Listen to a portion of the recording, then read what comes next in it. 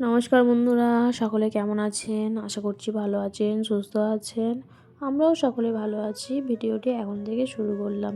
তো পৌষ পার্বণ, আজকে যেহেতু সংক্রান্তির দিনে গোটা উঠোনটা ন্যাতা দিচ্ছি। তো ওই সাইডগুলো তো ন্যাতা দেওয়া হয়ে গেছে, আর বাকি রয়েছে এই সামনেটা। তো সামনেটা ন্যাতা দিয়ে দিচ্ছি।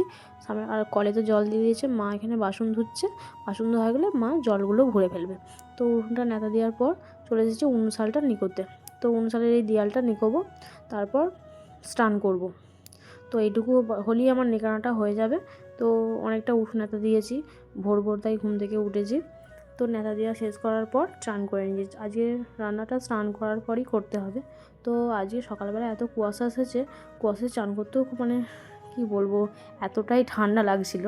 তো যাই হোক, কী করা যাবে, এই 3 দিন তো সকাল সকাল স্নান করে রান্নাটা চাপাতে হবে। তাই জন্য স্নানও হয়ে গেছে। আর এখানে আমার আলু ভাজা বেগুন ভাজা হয়ে গেছে। এবার হবে মাছটার হবে ঝাল।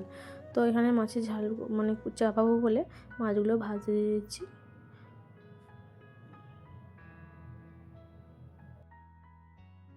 মাছগুলো আমি একটা একটা করে ভাজা হয়ে গেছে। এই দেখুন, মাছগুলো ভেজে তুলে নিয়েছি। আজকে আমাদের এই সংক্রান্তির দিনে পৌষ মাসে ভাত বাড়ানো হয়, 5 তরকারি রান্না করতে হয়। তো ওটাই আজকে 5 তরকারি ভাত রান্না করা হচ্ছে, তার সঙ্গে থাকবে মাছ দিয়ে রান্নাটা করতে হয়। তো এখানে আমার তো মাছের ঝালটা হয়ে গেছে। তো মাছের ঝালটা হয়ে যাওয়ার পর শাকের তরকারিটা চাপাবো। তো এখানে আজকে রান্না হচ্ছে লাউ পালং শাকের তরকারি। ওই যে বললাম 5 তরকারি ভাত দিয়ে রান্না করে ভাত বাড়াতে হবে। তো ওই জন্য 5 তরকারি ভাত হচ্ছে। শাকটা হলেই আমার হয়ে যাবে। এখানে শাকটা রান্না করছি আমি সর্ষে আর একটু আদা বেটে দিয়েছি। এরকম আমার শাকটা হয়েও গেছে, চাপা দিয়ে দিচ্ছি। এখানে পিঠে বিকেলবেলা পিঠে হবে বলে নারকোল ছাড়ানো হয়ে গেছে, তার সঙ্গে গুড় কিনে নিয়ে এসে রেখে দিয়েছে। তো দুপুরে খাওয়া দাওয়া সেরে বিকেলবেলা বসেছি পিঠে করতে। মাই পিঠেটা করছে আর আমি মাকে হাতে হাতে একটু সাহায্য করে দিচ্ছি। প্রথমে এখানে আজকে হচ্ছে গুড় পিঠে। তো গুড় পিঠেটাই আজকে হচ্ছে, প্রথম হচ্ছে। তারপরে আবার অন্যান্য পিঠেগুলো হবে। তারপরে আমিও করব কিছু পিঠে। আর এখানে দেখতে পাচ্ছেন, এই যে নারকেলটা আমি বসে কুড়েছি। তো নারকেলটা গ্যাসেতে যে একটু গুড়ের ছাই মেরে নেবো। তো মা বললো উনানে তো দেরি হবে, তুই একটু গ্যাসে যে নারকেলটা গুড় দিয়ে ছাই মেরে নিয়ে। এই দেখুন, নারকেলটা একটু গুড়ে ছাই মেরে দিচ্ছি। এটা হচ্ছে সিদ্ধ পিঠে হবে, তার পুর করা হচ্ছে। সিদ্ধ পিঠেতে নারকেলের ছাই না মারলে খেতে ঠিক অতটা ভালো লাগে না, একটু মিষ্টি মিষ্টি খেতে ভালো লাগবে। এই দেখুন, আমার নারকেলের ছাই মারাটা হয়ে গেছে। তারপরে মায়ের কাছে নিয়ে চলে গেছে উনুন শালে। আর এখানে এখানে এখানে হচ্ছে নারকেল বড়া। নারকেলের বড়া হচ্ছে, মূলোর বড়া আর লাউয়ের বড়া হয়েছে। আর এটা হচ্ছে সিদ্ধ পিঠে। আর আমি যে নারকেলটা ছাই মারলাম সেটাই মা পাকাচ্ছে বসে বসে। এই দেখুন, আমার বড়াগুলো হয়ে গেছে। তো মা যেগুলো পাকিয়ে দিয়েছে সিদ্ধ পিঠের জন্য, এই দেখুন হাঁড়িতে জল গরম হচ্ছে। আর এই ঝাঁঝিটার মধ্যে পিঠেগুলো রেখেছি।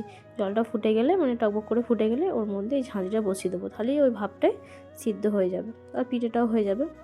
তো এইরকমভাবে পিঠেটা হবে। মা আর আমি মিলেই করেছি, বেশি কিছু পিঠে করিনি। এই কটা পিঠে করতেই রাত 8টা বেজে গেছে। তারপরে আবার রাত্রে পুজোর জোগাড় আছে, বাউনি বাঁধতে হবে। আর এখানে এই ছোটো ছোটো হাঁড়িগুলো দেখতে পেলেন, ওই হাঁড়িগুলোর মধ্যে বাউনি বাঁধা হবে চাল দিয়ে।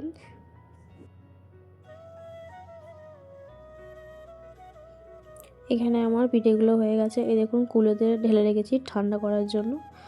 তো পিঠে করা হয়ে যাওয়ার পর বাউনি মাঝে চলে এসেছি। এই ঘটিটার মধ্যে 1 ঘটি জল নিয়েছি আর 5টা আমশাকা নিয়েছি। ওদের একটু করে সব সিঁদুরের টিপ দিয়ে দিচ্ছি। আর এই দুটো ঘটেতে একটা চাল আর একটা খুদ, চাল ভাঙা চাল যেটাকে খুদ বলা হয়, সেটাই দিয়েছি। আর একটু 3টে করে সিঁদুরের ফোঁটা দিয়ে দিয়েছি। আর খড়েতে একটা করে সর্ষে ফুল খড়টার মধ্যে দিয়ে গিট দিয়ে, আর এর মধ্যে বাউনিটা বেঁধে দেবো। এটাকেই বলে বাউনি বাঁধা হবে। আর এই ঘড়িটার মধ্যে একটা বেঁধে দেবো।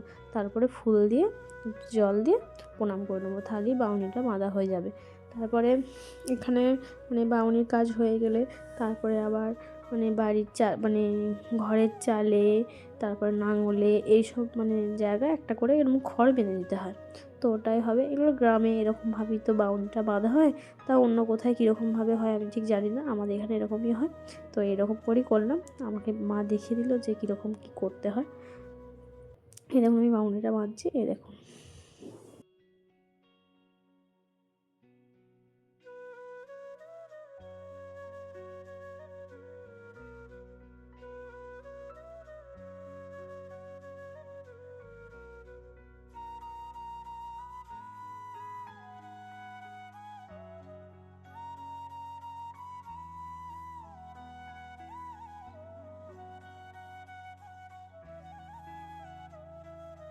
এখানে আমার বাউনি বাঁধাটা শেষ হয়েই গেছে।